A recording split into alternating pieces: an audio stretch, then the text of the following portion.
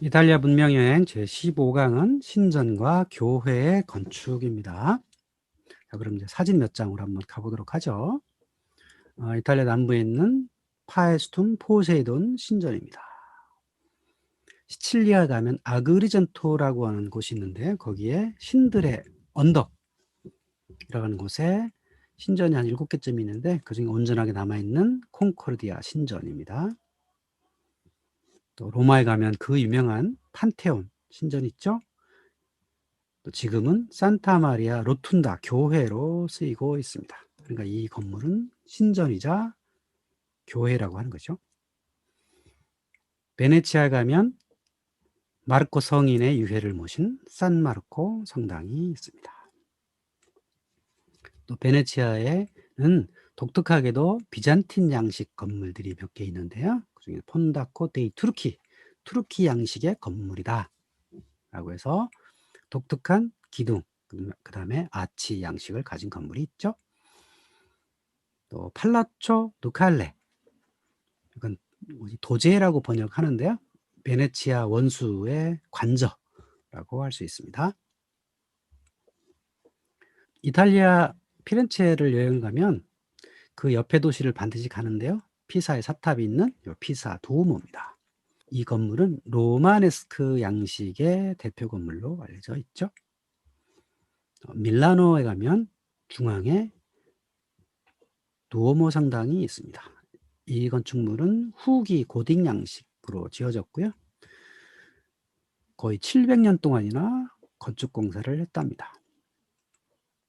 그리고 이 보통 이제 성당 앞에는 큰 광장이 있죠.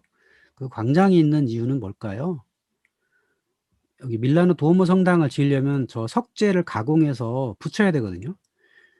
그럼 석재 가공을 어디서 할까요?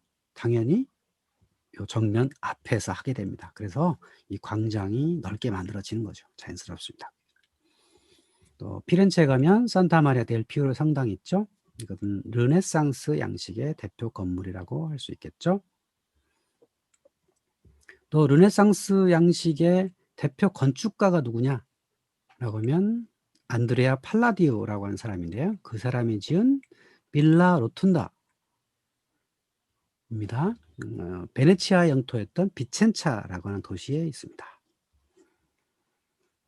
또 베네치아의 대우나 옆에 팔라초 코나 델라 카 그란다라고 있습니다. 이 건축물은 르네상스 양식 또는 매너리즘 양식이라고 불립니다.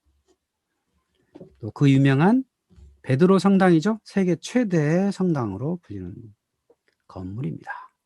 이 건축물은 바로크 양식으로 지어졌다라고 알려져 있죠. 또 가장 근대 건축물은 엠마누엘레 2세 기념관입니다. 이탈리아 독립을 기념하여 초대 황제였던 엠마누엘레 2세를 기리기 위해서 만든 건축물이라고 할 수 있습니다. 자, 여러분이 유럽에 가시게 되면 그러니까 돈을 바꾸게 되잖아요. 그럼 지폐가 있고 동전이 있겠죠. 동전은 나라마다 문양이 좀 다르다 그랬죠. 근데 지폐는 모양이 다 같은데요. 여기 지폐 뒷면에 보면 건축물들이 이렇게 있어요. 그래서 5유로부터 100유로까지 쭉 보면 이게 시대 순으로 건축 양식이 그려져 있다는 것을 알 수가 있습니다. 5유로짜리를 보면요. 앞에 위에 거는 신전의 양식이 되어 있고요. 뒷면에는 로마 수로교 양식이 있죠. 아치가 이어서 있는 그 모양이고요. 10유로에 보면 로마네스크 양식이 있습니다. 그리고 이 다리, 로마 시대에 만든 다리가 이렇게 그림을 그려져 있죠. 또 20유로에 보면 이거는 고딕 건축 양식으로 그려져 있습니다. 이 고딕 건축의 특징은 아치가 첨두 아치라고 불립니다. 르네상스 양식이 그 다음 시대죠. 15세기부터 등장한 르네상스 양식은 50유로에 이렇게 그려져 있습니다. 또 100유로에는 그 다음 시대인 바로크 양식 건축물이 그려져 있고요. 그리고 500유로에는 현대 건축물이 이렇게 있습니다. 그러니까 이 지폐를 쭉 보면 시대순을 알 수 있는 거죠. 고대 건축 양식, 로마네스크 양식, 르네상스 양식, 고딕 양식, 바로크 양식 이렇게 이어진다는 것을 우리가 알 수 있습니다. 자, 그러면 이제 먼저 신전과 극장에 대해서 한번 이야기 드리도록 하겠습니다. 자, 유럽 건축물의 가장 표준이 되는 곳이 있습니다. 바로 아테네 아크로폴리스와 파르테논입니다. 근대 유럽인들은 자신들의 문명의 출발점을 아테네라고 생각했거든요. 그래서 이곳에서 많은 것들을 참조했습니다. 이 사진에 보면 아크로폴리스를 복원한 건데요. 항상 입구는 서쪽으로 들어갈 수 있도록 되어 있고요. 그 프로필리아라고 하는데 서쪽으로 들어가고요. 제단은 동쪽에 있습니다. 그러니까 나중에 교회를 보실 때도 항상 입구는 서쪽에 있다. 그리고 동쪽에 신들의 공간이 있다. 이렇게 생각하시면 됩니다. 이런 방식이 바뀐 건 근대 이후였고요. 근대 이전에 지은 모든 교회는 반드시 동서로 되어 있고요. 입구는 거의 대부분 서쪽입니다. 그리고 르네상스 이후에 일부 교회가 남쪽 내지 북쪽에 입구를 터놓기도 합니다. 근데 기본적으로는 항상 입구는 서쪽이다. 그리고 제단은 동쪽에 있다. 이렇게 생각하시면 됩니다. 기독교의 성당을 지을 때도 많은 교회들이 과거에 신전이 있던 데를 기초로 삼아서 그 위에 건물을 지었기도 했고요. 이런 관습적으로 동서로 지었다고 하는 것, 이것의 표준은 아테네 파르테논 신전이었다. 이렇게 이해하시면 되겠습니다. 자, 파르테논 신전은 어떻게 생겼느냐? 기본적으로 여기 여러 가지 용어가 등장을 하죠. 기둥이 쭉 있고요. 그 기둥은 하나의 돌로 쌓은 게 아니고요. 다 이렇게 분리된 거예요. 그래서 하나하나 층층으로 쌓은 거고요. 기본적으로 목조 구조에서 유래합니다. 그러니까 나무로 지은 것처럼 모양이 생겼어요. 실제로는 석재지만 그런 형태를 가지고 있다라고 생각하면 되고요. 가장 안정적이고 화려한 구조다. 그래서 여기 이름이 좀 어렵지만 이름을 조금 외우면 좋아요. 삼각형과 밑에 구조까지 엔타블레처라고 부르고요. 삼각형 구조를 팀파눔이라고 부릅니다. 그리고 그 삼각형 밑에 처마가 있죠. 처마에 그 나무로 이렇게 붙인 같은 모슬박 같은 모양인데 그것을 코니스라고 부르고요. 그 밑에 프리즈라고 부르는데 프리즈 안에는 세 줄이 있다 그래서 트리글리프가 있고 그 옆에 그림 장식들이 쭉 있는데 이것을 메토프라고 부릅니다. 그러니까 요게 파르테논 신전은 도리아식 신전이거든요. 그러니까 도리아식 신전에는 캐피탈 기둥의 머리가 단순한 형태로 가지고 있되 그 위에 트리글리프와 메토프가 반복적으로 있는 게 바로 도리스 신전의 특징입니다. 그러니까 이오니아식 그다음에 코린토스식은 요 위에 트리글리프나 메토프가 없는 아주 단순한 모양인데 도리아식은 기둥이 단순한 대신에 트리글리프와 메토프라고 하는 것이 여러 그림이 있는 것이 좀 복잡하게 만든 이런 특징이 있다고 할 수 있겠습니다. 그리고 파르테논 신전은 세로홈이 있는 기둥이 있다. 그리고 엔타시스라고 부르는 배흘림 기둥이라고 있죠. 중간에가 좀 뚱뚱한 위로 갈수록 가늘어지는 이런 기둥을 갖고 있다가 이제 도리아식 신전의 기본적인 구조라고 할 수 있습니다. 자, 근데 파르테논 신전은 또 하나의 비밀을 간직하고 있는데요. 바로 황금 비율을 갖고 있다라고 하는 겁니다. 그러니까 세로를 1로 치면 가로가 1.6 내지는 1.618이다. 요 조개 껍데기가 돌아가는 형태에서 이 그러니까 직사각형을 나눠볼 때 항상 1.1618의 황금 비율을 가지고 있다라고 하는 게 고대 건축물의 비밀입니다. 그리고 이것이 나중에 르네상스 이후에 밝혀져서 이런 비례를 꼭 지키려고 하는 생각들이 이어지게 됩니다. 고대 건축의 세 가지 기둥, 흔히 오더라고 그러는데 오더의 특징들이 있죠. 여러분이 많이 들어보셨을 도리아식 구조, 그다음에 이오니아식 오더, 그러니까 도리아식 오더, 이오니아 오더, 코린토스 오더 세 가지 특징이 있는데 맨 왼쪽에 도리아식 오더는 세로줄이 있는 오더가 있고 그 위에 4번, 이건 아주 단순한 기둥머리가 있고요. 그 위에 아키트레이브라고 하는 평면 공간이 있고 그 위에 세 줄 있는 여기 2번이 뭐냐면 프리즈. 그 프리즈 안에 11번이 트리글리프라고 그랬죠? 세 줄 있는 트리글리프. 그 트리글리프 옆에 메토프라고 하는 이 장식 무늬가 있습니다. 그래서 요 사각 신전의 네 면에 다 메토프의 어떤 인간의 활약들을 그려 넣어서 조각해 넣었던 이런 장식품들이 있었던 거죠. 그 옆에 이오니아식 특징은 양머리 같이 생긴 이오니아식 볼루트라고 하는 것이 있는 게 특징이죠. 그리고 도리아식보다는 기둥이 훨씬 더 가늘죠. 가로 대비 세로가 훨씬 더 가는 게 이오니아식이다. 그리고 위로 올라가면 도리아식처럼 메토프나 트리그프는 없다. 코린토스식 가면 아칸선스 잎 모양이 있는 형태로 되어 있고 그 위에 아키트레이브가 있고 또 프리즈가 있고 처마 밑에 있는 코니스 이렇게 구성되는 게 특징이다. 여러분들은 이제 기둥 모양만 보면 아 저건 도리아식, 이오니아식, 코린토스식 이렇게 할 수 있겠죠. 여기 이제 복합 양식도 또 있어요. 로마 시대 가면 조금 더 이것을 복합해서 변형해서 쓰기도 합니다. 조금 더 자세하게 한번 들어가 보죠. 여기 한글로 표시되니까 좀 좋네요. 파르테논 신전의 동쪽 정면에 보면 삼각형 모양의 페디먼트. 그러니까 요 페디먼트는 중세 근대로 넘어오면 개인 주택의 창문에도 쓰이고 교회 정면에 쓰이고 요 삼각형이 있는 게 아 저게 페디먼트다라고 하시면 좋겠고요. 메토프와 프리즈가 항상 있다. 그래서 맨 위에서 보면 코니스, 프리즈, 주드 그래서 코니스와 프리즈 아키트랩을 합쳐서 엔타블렛이라고 부르고요. 밑에 기둥이 있다. 이게 도리아식의 특징이죠. 이오니아식 비교해 보면 이오니아식으로 가면 기둥이 좀 더 날씬해진다. 그 다음에 아키트레이브가 아주 단순해진다. 고대 그리스 사람들은요, 뭔가 너무 복잡해지면 안 되고 너무 단순해지면 안 된다. 이렇게 생각한 거죠. 그러니까 도리아식 기둥에서는 기둥머리가 단순하니까 그 위에다가 트리글리프와 메토프를 했고, 이오니아식에서는 볼루트라고 하는 양머리 같은 게 복잡하니까 그 위는 단순하겠다. 그러니까 복잡과 단순을 항상 두 가지 결합을 해가지고 지루하지 않도록 만들었다라고 하는 게 고대 그리스 사람들의 생각이었던 거죠. 자, 그래서 이걸 간단하게 표현해 보면 이렇습니다. 도리아식 기둥, 파르테논 신전은 그 대표작이죠. 이오니아식 기둥은 아크로폴리스에 있는 에르크테이온 신전, 이게 대표작이고요. 아테네에 있는 제우스 신전은 코린토스식 건축물이다. 이렇게 보시면 되겠고요.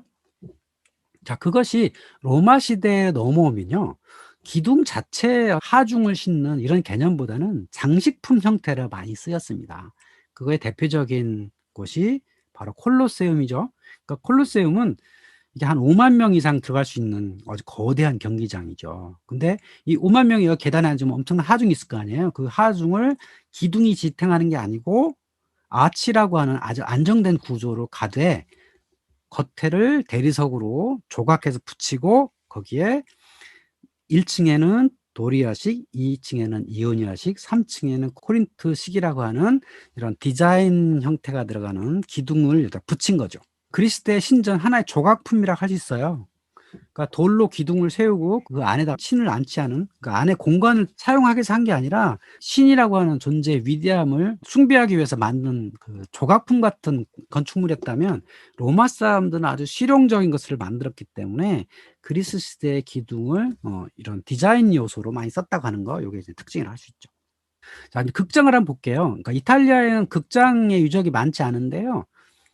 그래도 이 그리스 시대에 넘어오는 어떤 극장의 어떤 변화가 있어요. 그러니까 고대 그리스부터 사람들이 모여 가지고 뭔가 연극을 하는 그런 공간으로서 여기 반원의 극장이 많이 만들어지거든요. 그러다가 로마로 넘어가면 원형으로 만들어지고요. 중세 근대를 거치면 실내 극장으로 만들어지죠. 고대부터 그 극장의 문화의 흐름이 지금까지 이어져 온다라고 생각할 수 있어요. 그 그리스의 극장은 이렇게 생겼죠. 아테네 디오니소스 극장, 헤로데스 아티스 극장, 에피다우로스의 극장, 아르우스 극장 이렇게 있는데요. 이게 그리스식과 로마식이 좀 차이가 있어요. 그러니까 그리스식에는 관중석이 훨씬 더 부채꼴에서 넓어지는 형태고요. 중앙에 아주 둥그런 오케스트라가 자리하고 있는데요. 이 로마식으로 넘어오면 오케스트라가 원형이 아니고 반원형으로 바뀝니다. 자, 왜 그러냐면 오케스트라 원형에서는 주로 사람들이 거기서 무슨 마당극 같은 걸 하거든요. 우리로 말하면 비극, 희극 이런 것들을 했었는데 로마식으로 넘어오면 여기서 검투사 경기를 같은 걸 했어요. 그러니까 용도가 많이 바뀌었다는 거예요. 그래서 이렇게 변하게 되는 거고요. 그러니까 원래 그리스식이었던 것들을 이제 로마식으로 그러니까 바꾼 데가 굉장히 많죠. 그래서 그중에 가장 유명한 곳이 사도 바울이 연설했던 에베소스 고대 극장입니다. 신약 성서에도 사도 바울 얘기 나와요. 그곳에 사람들한테 연설을 했다라고 하는 그 장소가 바로 이 극장이었습니다. 여기도 보면 반원형의 오케스트라가 있고 턱이 굉장히 높죠. 1층에 귀빈들이 있었기 때문에 그 귀빈들을 보호하기 위해서 턱을 상당히 높게 만든 게 로마식 극장의 특징이죠. 아예 이제 로마식 극장들을 보면 이래요. 밀레투스에도 로마식 극장, 에페소 극장. 여러분이 그 나폴리 밑에 폼페이를 가게 되면 여긴 처음부터 로마식으로 이제 만들어졌겠죠? 이런 극장들이 있고요. 이런 극장에서 우리가 관심을 둬야 될 건 뭐냐면 바로 소리예요. 옛날에는 오늘날처럼 마이크와 스피커 이런 게 없잖아요. 사람들의 육성으로 여기 10,000명, 20,000명이 들어있는 관중들한테 자신들의 어떤 이야기를 들려줘야 되거든요. 그래서 이 소리를 어떻게 하면 최적화시킬 것인가 이런 데 관심을 뒀어요. 그러니까 여러분도 나중에 폼페이 같은 데 요 극장에 가보시면 중앙에 딱 서 가지고 소리를 지르면 극장의 맨 꼭대기에 있는 사람은 잘 들리거든요. 이런 소리를 처리한 방법 이런 것들이 그리스 시대부터 로마 시대로 이어지고 나중에 원형 극장에도 그렇게 가지고 이것이 교회로 넘어가서도 교회도 뭐 중세 시대 교회가 마이크가 없었지 않습니까? 그러면 교회에 있는 성가대가 어떻게 하면 교회 전체에 아름답게 소리를 들게 할 것이냐 이것도 교회 건축에 상당히 영향을 이제 주게 된 거죠. 그러니까 이 사람들은 소리를 어떻게 잘 들리게 할 것인가도 상당히 관심을 기울이고 연구를 많이 했다라고 생각하시면 됩니다. 오늘날 스페인에 가면 투 경기장이 있거든요. 그 투 경기장에서도 소리가 굉장히 잘 들려요. 그리스 때부터 연구해왔던 것들이 지금까지도 잘 이어지고 있다라고 생각하면 되죠. 오늘날의 음향기기가 발달한 시대에도 오페라 극장 이런 데서는 육성만으로도 충분히 관중들한테 노래를 전달할 수 있는 이런 체제들이 잘 만들어진 거죠. 자, 이제 반원형 극장이 완전한 원형으로 바뀌는 게 바로 로마식 암피테아트르라고 하는 겁니다. 암피라고 하는 건 사방이란 뜻이에요. 그러니까 사방에서 볼 수 있는 극장이다. 이렇게 해서 반원이 완전하게 이제 원형으로 바뀌죠. 암피테아트르가 제대로 남아있는 곳이 베로나에 있는 암피테아트르입니다. 오늘날에는 이곳에서 오페라 같은 것들이 공연되고 있기도 합니다. 가장 유명한 건 로마에 있는 콜로세움이겠죠. 이 콜로세움에는 최초에 만들어졌을 때는 저기 가운데가 물을 넣어 가지고 모형 배들이 어떤 뭐 싸우는 그런 경기도 했었다 그래요. 이제 그러다가 이게 물 관리가 어려울 거 아니에요. 물을 넣고 빼기 얼마나 힘들겠어요. 그러니까 물을 다 빼버리고 저기를 더 파 가지고 저기다 엘리베이터를 설치해서 바닥면 밑에가 뭐 맹수들이나 검투사들이 대기하는 장소였다고 해요. 그래서 엘리베이터 타고 밑으로 위로 올라오는 이런 체제로 만들었다고 하는 게 이제 콜로세움의 특징이죠. 자, 이 그리스 시대 건축은 이 신전을 만드는데 기둥을 세우고 그 위에 이제 보호를 놓고 해가지고 그냥 거의 실용성 면에서는 별로 의미가 없죠. 신을 숭배하기 위해서 아름답게 만드는데 의미가 있었다면 로마인들은 실용적인 충분히 하중을 견딜 만한 구조물이 필요했던 건데요. 그렇게 해서 만들어진 게 아치라고 할 수 있습니다. 이 아치는 메소포타미아 지역에서 발명이 됐다 그래요. 뭐 그러다가 중국에도 아마 넘어온 것 같고요. 서쪽으로 가면 로마까지 가죠. 그 로마에서 아주 꽃을 피게 되는데 이 아치의 특징은 이 경관을 넓게 할 수 있다는 거죠. 그러니까 그리스 시대 아테네, 그러니까 파르테논 신전은 기둥이 굉장히 많아요. 그리고 바깥 기둥도 있고 안에도 기둥이 있어가지고 겨우 이 돌만 올려놓을 수 있는데 이제 왜 그러냐면 돌이라는 건 위에서 누르는 힘에는 굉장히 강한데 이 횡압력은 굉장히 약하거든요. 그러니까 길게 하면 부러진단 말이에요. 그래서 기둥 간격을 넓게 할 수가 없었는데 이 아치로 오면 저렇게 돌을 싸가지고 위에다 무거운 하중을 놔도 이 돌은 누르는 힘이 강하니까 그거를 이제 힘을 분산해 가지고 쌀 수 있게 되는 거죠. 그래서 아치 구조라는 것은 가장 안정적인 하중을 견딜 수 있는 그런 구조였다라고 할 수 있겠죠. 그래서 이 로마 시대부터 만들어낸 아치 구조는 그 이후에 수많은 건축물에서 활용이 됩니다. 자, 그러면 아치를 한번 좀 볼게요. 로마식 아치는 기초를 세우고 그 위에 돌을 하나하나 쌓아 가지고 쭉 올라가다가 가운데 키스톤을 딱 박으면 안정되겠죠? 그럼 이걸 어떻게 건축할까요?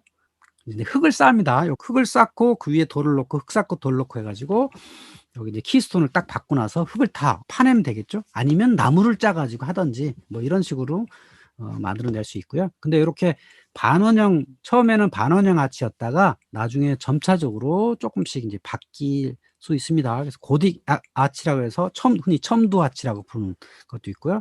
무리시 아치, 요거는 이제 비잔틴식 또는 이슬람식 아치라고 할 수 있고요. 뭐 여러 가지 형태의 아치가 이렇게 변화가 되는데요. 아치가 이제 수평으로 계속 이어지면 뭐가 되냐면 배럴 볼트라고 부릅니다. 아치는 가장 간단한 구조물이고 그 옆으로 쭉 이어서 아치를 쌓으면 배럴 볼트가 되겠죠. 그리고 이거를 사방으로 쌓아가지고 기둥만 남기면 그로인 볼트 이렇게 됩니다. 그래서 배럴 볼트, 그로인 볼트. 그래서 이 배럴 볼트 구조로 만든 게 로마네스크식 성당의 기본적인 아치 모양이고요. 그로인 볼트가 나중에 사용된 건 고딕식 성당의 이런 그로인 볼트 형태로 아치가 사용이 되게 됩니다. 이 아치가 극단적으로 또 만들어진 것이 바로 돔입니다. 여기 그로인 볼트에서 출발해 가지고 그 위에를 둥그렇게 파낸 다음에 그 위에 아치를 놓는 걸 펜던티브라고 하고요. 이 스퀸치라고 하는 사각형 아치 형태 위에다가 돔을 얹는 거, 이걸 스퀸치라고 부릅니다. 자, 그러면 아치의 활용 사례 한번 볼게요. 가장 많이 쓰인 것이 수로라고 할 수 있죠. 보통 수로는 뭐 짧으면 한 10km, 15km에서 멀면 40km, 아니 스페인에 있는 수로교는 100km 바깥에 있는 수원지에서부터 도시까지 물을 끌어오는데 아치가 활용이 되었죠. 요거 이제 스페인에 있는 수로교인데, 수로는 대부분 이제 땅속으로 지나가는데 이 계곡 같은 데를 지나갈 때 물이 일정한 구배를 유지해야 되는데 그때 결정적으로 사용됐던 게 바로 이 수로. 요 기초를 사용한 게 아치라고 할 수 있죠. 또 아르레에 있는 수로교. 그러니까 유럽에 가보면 로마 시대에 만든 수로들이 굉장히 많습니다. 지금도. 이런 수로교. 그리고 이제 아치가 더 커져서 사방으로 바뀌어서 나온 게 바로 돔이라고 할 수 있죠. 그래서 앞에 정면에는 그리스 신전의 모양, 뒷면에는 돔을 결합한, 이것이 로마 시대에 이제 탄생을 하게 된 겁니다. 그러니까 로마 사람들은 자신들이 발명한 건 드문데 다른 문화권에서 만들어진 것들을 가져다가 자신들 걸로 만드는 데 아주 특기가 있었습니다. 그래서 그리스 신전 모양과 돔 건축을 결합해서 만든 게 판테온입니다. 판테온은요, 철근이 사용되지 않은 세계 최대의 구조물입니다. 그러니까 오늘날에는요, 18세기, 19세기 이후에는 철근 콘크리트라고 생겨가지고 모든 건축물에 철근을 넣거든요. 근데 로마 시대에는 이런 대단한 건축물에도 철근이 사용되지 않았으면서도 콘크리트만으로 이렇게 거대한 구조물을 만들어냈다고 하는 거죠. 자, 그럼 이제 판테온이 어떤 것이 대단하냐? 이 판테온 안에 들어가 보면 큰 돔이 있죠. 이 돔이 43.3m의 거대한 구체가 들어있는 것이하고 똑같습니다. 그러니까 밑에서부터 위까지 거리가 43.3이고 좌우도 43.3이다 하는 거대한 구체가 들어있는 것, 그런 모양을 가진 게 바로 판테온이다 라고 할 수 있죠. 18세기에 앙투안 데고네라고 하는 사람이 판테온을 그린 건데요. 여기 보면 몇 가지 건축적 요소가 있어요. 그러니까 이 삼각형 모양이 페디먼트라고 그랬죠. 이 페디먼트가 두 개가 이제 겹쳐져 있고요. 돔에 올라가는 기초회부 중간에 보면 아치들이 중간중간에 들어있다는 걸 알 수 있어요. 근데 옛날에 여기 이런 게 안 보이고 이렇게 대리석으로 예쁘게 포장이 되었을 텐데 나중에 중세를 거치면서 그런 대리석이 다 뜯겨져 나갔고 이게 지붕에 있는 것도 다 뜯어갔거든요. 그래서 지금 이제 가보시면 이런 중간에 구조보강용 아치가 이렇게 보여요. 벽돌로 싸가지고 이 아치를 중간중간에 넣은 거죠. 그러면 일종의 철근 역할을 아치가 했던 겁니다. 겹쳐진 두 개의 페디먼트는 르네상스 이후에 많은 건축물에서 이런 것들을 사용하게 됩니다. 이런 그림을 왜 그렸냐? 로마에 한 번도 가보지 못한 건축 디자이너들을 위해서 이것들을 이렇게 해놔니까 저런 형태로 건축물을 만들면 되겠구나라고 디자이너들한테 영감을 줬다고 하는 거죠. 이 그림이. 자, 그러면 판테온이라고 하는 대단한 철근이 들어가지 않은 건축물을 어떻게 지을 수 있었을까? 거기에 엄청난 기여를 한 게 바로 로만 콘크리트예요. 콜로세움이라든지 해상 구조물, 그다음 아치, 그다음 수로교 이런 데 다 벽돌을 쌓고 그 사이사이에 콘크리트라는 것들을 넣었거든요. 그러니까 지금까지도 유지되고 있는 거거든요. 자, 그러면 요 로만 콘크리트는요, 뭘 만드냐면 원래 포추올이라고 하는 동네가 있어요. 그 나폴리 그 북쪽에 그 베스비오 산이 있는데 그 산 근처에는 화산재가 많이 나거든요. 그 화산재와 생석회, 그러니까 대리석을 불에 가열하면 그 성분이 변해요. 그게 바로 생석회인데, 이 포추원리와 생석회하고 여기다 바닷물을 섞으면 콘크리트가 되는 겁니다. 그러니까 생석회와 포추를 섞으면 오늘날 시멘트가 되는 거예요. 그래서 요거를 섞어가지고 이런 데 썼던 거죠. 이런 로만 콘크리트가 없었으면 콜로세움 같은 대단한 건축물을 짓기 어려웠겠죠. 요게 있었기 때문에 가능했던 거고요.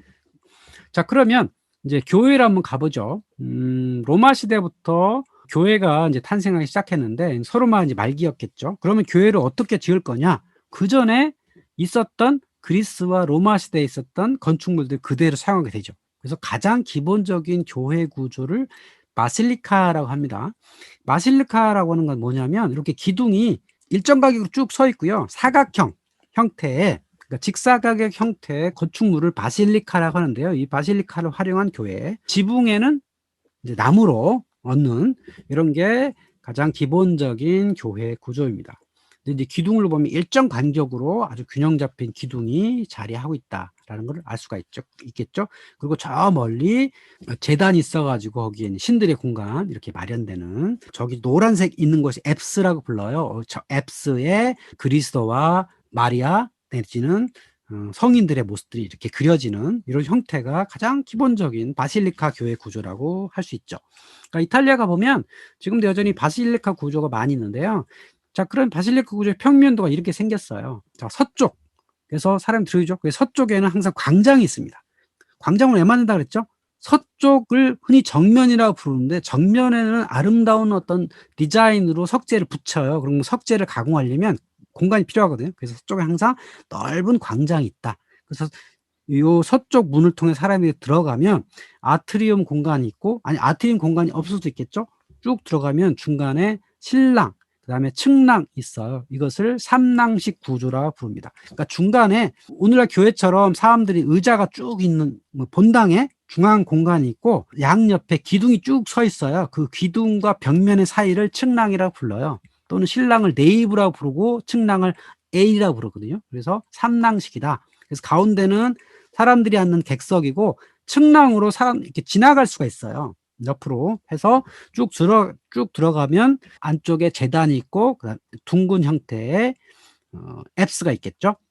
그리고 동쪽은 항상 신들의 공간이다. 그래서 교회는 항상 동서로 지는다.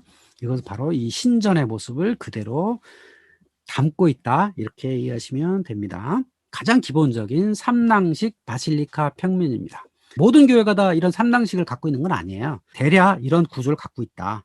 그러니까 바깥에 벽면이 있고 중앙에 기둥이 쭉 서 있고 그 가운데 신랑이 있고 그 벽면과 기둥 사이에 측랑이 있다. 이게 삼랑식 구조다. 이렇게 이해하시면 되겠습니다. 자, 삼랑식 구조로 가진 이 바실리카 교회들이 이런 것들이에요. 그러니까 라벤나에 있는 산 폴리나레 누오바 교회, 또 로마에 있는 산 마르코 성당, 또 시칠리아에 있는 대부분의 교회들이 이런 바실리카 형태를 갖고 있죠. 지붕은 나무 구조를 갖고 있고요. 근데 이 교회들 가장 취약점이 뭘까요? 이제 지붕을 덮고 있는 목재인 거예요. 중세에는 도적들이 굉장히 많았거든요. 근데 교회가 돈이 많잖아요. 그래서 교회에 쳐들어와 가지고 불을 지르는 경우가 상당히 많았어요. 그 불을 지르면 위에가 목재니까 아주 잘 타는 거예요. 그런 취약점이 있었겠죠. 그래서 지붕을 돌로 덮는 이런 건축 구조들이 생겨나기 시작한 겁니다. 설유럽의 프랑스, 영국, 독일 지역에 없는 이탈리아만의 독특한 갖고 있는 양식이 있는데 바로 비잔틴식 건물이에요. 산마리코 성당에 가면 이렇게 생긴 5개의 돔을 가진 이제 교회가 있죠. 이게 바로 비잔틴식 성당입니다. 요 비잔틴식 성당은 모스크바에 가면 성 바실리 대성당인데 요거 닮았다는 걸 알 수가 있겠죠. 그러니까 바실리 성당이 요 산마르 성당의 모습을 보고 가져왔다. 그러니까 성 바실리 성당은 정교회 성당이기 때문에 이런 이 동로마 지역의 정교회가 이런 식으로 교회를 지었구나라고 이해할 수 있겠죠. 비잔틴식 교회의 모델이 되고 있는 건 뭐냐면 성소피아 성당이죠. 이스탄불에 있는 아야소피아라고 하는 성당이죠. 중앙에 돔이 있고 정사각형 형태의 모습을 가진 여기 아야소피아 성당이고요. 여기 라벤나에 있는 교회도 이렇게 생겼어요. 이것도 비잔틴 양식이죠. 여기 앱스에 보면 모자이크가 있는 이런 형태가 바로 비잔틴식 교회라고 할 수가 있겠습니다. 여기 아야소피아에 보면 옆에 기둥들이 4개 서 있잖아요. 이건 이슬람식 미나레트라고 하는 거예요. 사람이 위에 올라가 가지고 기도 시간을 알려주는. 오스만 투르크가 저기를 점령한 후에 세운 거죠. 원래 교회에는 저런 게 없었죠. 11세기, 12세기까지 등장했던 건축 양식이 로마네스크 양식 건물입니다. 저 오른쪽에 그림이 보면 중간에 기둥이 쭉 있죠. 근데 기둥이 얇은 기둥, 두꺼운 기둥, 얇은 기둥, 두꺼운 기둥 이렇게 교차하잖아요. 이런 게 이제 로마식 특징이고요.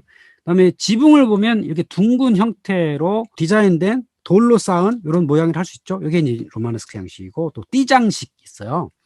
띠를 해가지고 이렇게 흰색, 그다음에 갈색, 흰색, 갈색의 대리석 모양이 있는 거 있고, 그다음에 요 기둥 위에 벽체 구조, 요게 특징이죠. 그리고 왼쪽 사진에는 삼각형 형태의 신전에서 모습을 따온 페디먼트, 그리고 장미창, 요것이 로마네스크 양식 교회의 특징입니다. 근데 이탈리아에는 로마네스크 양식 교회는 이제 보통 북부 롬바르디아 평야의 일부가 있고요. 주로 어디 있냐면 프랑스 지역에 많아요. 프랑스 순례길에 이런 로마네스크 교회가 굉장히 많습니다. 그래서 흔히 로마네스크 교회를 순례교회라고 흔히 불러요. 그리고 이런 그 로마네스크 양식의 또 특징, 특히 이탈리아 북부에 있는 많은 교회들이 이런 띠장식을 많이 했어요. 그러니까 대리석이 하얀 대리석, 파란 대리석, 녹색 대리석 이런 것들을 얇게 잘라가지고 이렇게 겉에 이렇게 붙인 거죠. 그래서 화려한 띠 장식을 한 것도 이탈리아 북부 교회의 특징이기도 하죠. 여기 산타마리아 델 피오라 성당의 정면에 보면 이렇게 녹색, 그다음에 흰색, 노란색 모자이크 하듯이 이렇게 아름답게 채색을 한 것처럼 보이는 이런 건물벽이 있죠. 이탈리아 로마네스크 대표 성당은 피사 두오모예요. 피레체에서 1시간 정도 거리 떨어져 있는 도시인데요. 여기 유명한 게 바로 사탑이죠. 갈릴레오가 여기서 뭐 낙하 실험을 했다고 하는 기울어져 있는 사탑인데, 이거를 campanille라고 합니다. 그러니까 종탑이에요. 그러니까 사각형으로 세우는 종탑도 있고 이렇게 둥근 형태로 있는 종탑도 있는데, 여기 피사 두오모의 그 특징은 아케이드라고 하는, 뭐냐면 이렇게 기둥이 쭉 있죠. 벽면에 개방된 곳, 이런 게 있어요. 아케이드라고 부르죠. 그리고 성당은 라틴 크로스, 그러니까 십자가 형태인데 라틴 십자가 형태다. 그럼 라틴 십자가가 뭐냐, 이런 거예요. 자, 십자가 여러 가지가 있는데요. 라틴 십자가는 한쪽에 긴 형태, 우리가 흔히 아는 십자가는 요 라틴 십자가고요. 그리스식 십자가는 가로 세로가 똑같은 게 그리스식 십자가고요. 안드레아 십자가는 X자 형태. 로마 교황의 십자가는 이렇게 뒤에 가로바가 2개 더 있는 이런 십자가입니다. 십자가 굉장히 다양하죠. 저 오른쪽에 보면 영국 국기가 이렇게 만들어졌다는 걸 보여드릴 수 있어요. 잉글랜드 십자가는, 그러니까 그릭 그 십자가에다가 스코틀랜드 안드레 십자가가 더해져서 초기 유년제기 됐고, 아일랜드의 안드레 십자가 더해져서 오늘날 대영 제국의 십자가가 만들어진 거죠. 다양한 십자가가 형태가 있는데요. 자, 그리크 십자가 형태 교회가 비잔틴 쪽에 가로 세로가 똑같은 형태의 교회들이 있는 겁니다. 제가 그리스의 올림피아 부근에 지나가다가 이 정교회, 아주 소박한 모습의 정교회가 있습니다. 이 정교회는요, 중앙에 의자가 없어요. 요게 동네 마을 사람들이 다 들어가서 예배를 보는 겁니다. 앉아서 뭔가 이렇게 오늘날처럼 성경 읽고 성경을 듣고 하는 예배가 아니고요. 안에서 주로 이제 그 성체 행사를 하는 이런 곳이에요. 그래서 굉장히 작습니다. 그리고 가로 세로가 똑같은 형태가 바로 그릭 십자가 형태의 교회고요. 두 번째 보면 라틴 크로스는 이렇게 생긴 거죠. 가로는 짧고 세로가 긴 이런 형태의 십자 형태의 건축 교회라고 할 수가 있죠. 자, 로마네스크 성당이 이런 것들이 있습니다. 카체팔로 성당이 이렇게 생겼고요. 로마네스크 성당의 특징은 위에 천정이 목재가 아니고 석재로 둥근 형태로 만들어진 것라고 할 수 있죠. 또 몬레알레, 시칠리아의 팔레르모의 근처에 가면 이런 몬레알레 성당이 있고요. 여기도 비잔틴의 영향을 받아가지고 저런 모자이크 그림이 앱스에 그려져 있죠.